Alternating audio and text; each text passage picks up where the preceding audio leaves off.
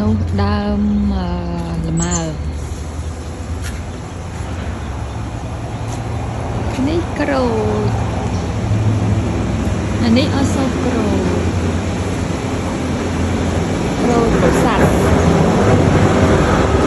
អានេះក្រូចសើចអានោះមាន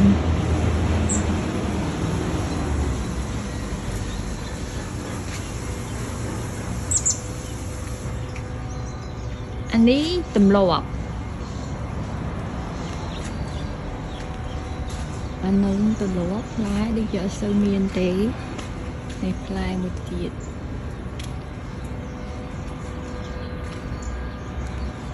ហើយនេះវិញប៉មផ្លែជ្រែក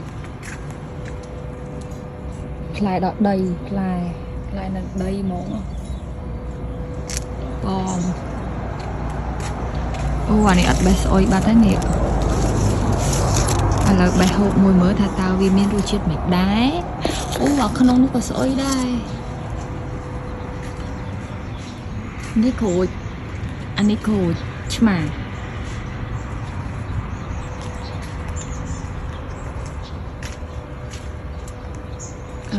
នៅកន្លែងនេះក៏ប៉មដែរ